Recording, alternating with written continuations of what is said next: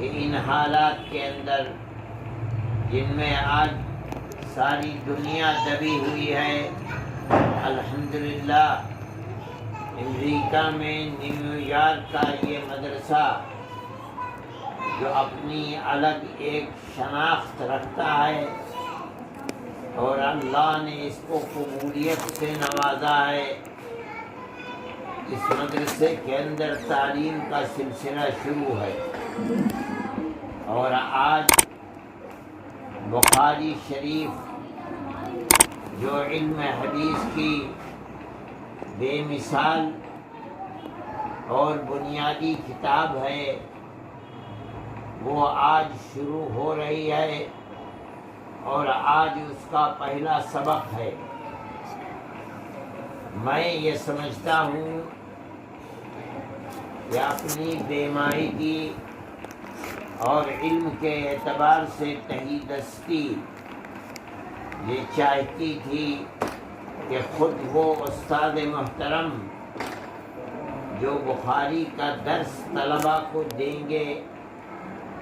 وہی بخاری کے سبق کی شروعات بھی کرتے، لیکن حافظ برکت اللہ صاحب کے حکم کی تعمیل میں نے کی ہے، اور میں اپنی طالب علمانہ حیثیت کے ساتھ آپ کے سامنے موجود ہوں، اور آج الحمدللہ دارالعلوم نیو یارک کے اندر درس حدیث شروع ہو رہا ہے۔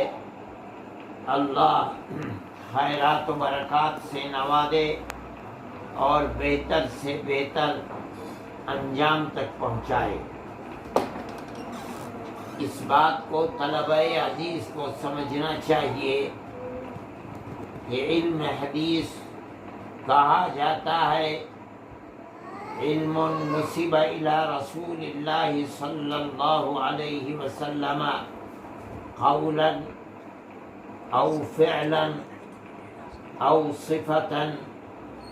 او تقریرا، یعنی یہ وہ علم ہے جس کی نسبت آقا انعامدار سید الانبیاء والمرسلین حضرت محمد صلی اللہ علیہ وسلم کی طرف ہوتی ہے، یعنی اس اعتبار سے کہ آپ نے زبان سے فرمایا یا آپ نے اپنے عمل سے اس کو پیش کیا، یا آپ کا چہرہ انور ایسا تھا اور آپ کا قد و قامت ایسا تھا، آپ کی صفات کیا ہیں، اور یا آپ کے زمانے میں آپ کے سامنے کوئی چیز کی گئی اور آپ نے اس کے اوپر سکوت کو اختیار کیا، جائز یا ناجائز کا حکم نہیں لگایا، تو اس کو علم حدیث کہا جاتا ہے۔ یعنی جس کا مطلب یہ ہے کہ آپ جو کچھ اس کے اندر پڑھیں گے، اس کتاب کے اندر، وہ یا تو آپ کے اقوال ہوں گے کہ آپ نے یہ زبان سے فرمایا، یا آپ کے افعال ہوں گے کہ آپ نے یہ عمل کیا، آپ نے نماز پڑھی، آپ نے سجدہ کیا، آپ نے رکوع کیا، آپ نے تہجد پڑھے، آپ نے جہاد فی سبیل اللہ کیا، کس طرح کیا، نماز کیسے پڑھی، روزہ کیسے رکھا، یا آپ کی صفات ہوں گی کہ آپ اس طرح چلتے تھے، اس طرح نوش فرماتے تھے، کھاتے تھے، اس طرح پیتے تھے، یا آپ کے سامنے عمل کیا گیا، آپ نے دیکھا اور سکوت اختیار کیا، یہ بھی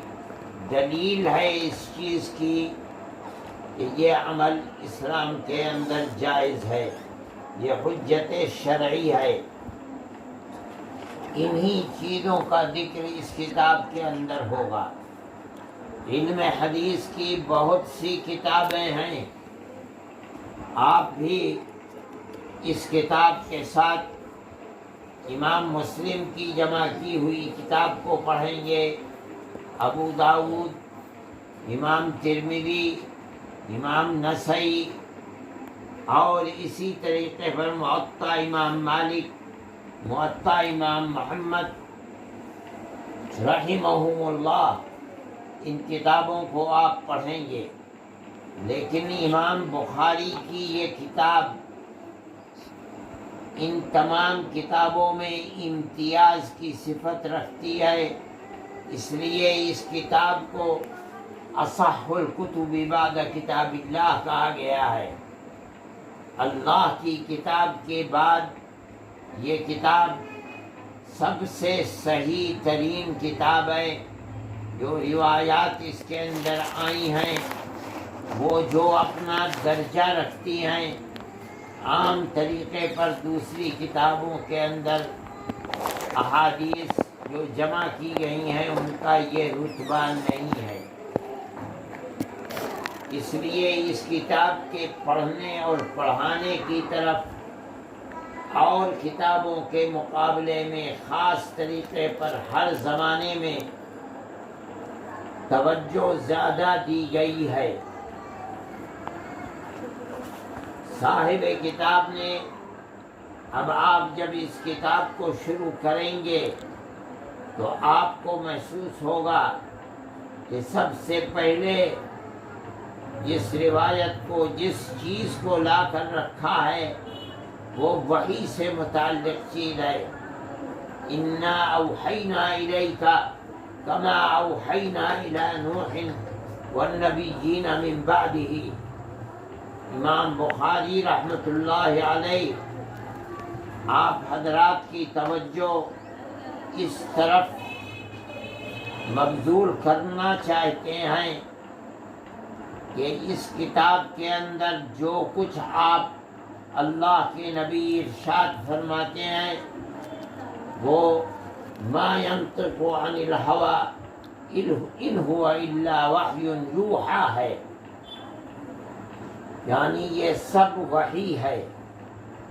جس طرح سے وحی انبیاء سابقین کے اوپر اترتی رہی ہے جو اس آیت سے ثابت ہے، اسی طریقے پر وحی نبی کریم علیہ السلام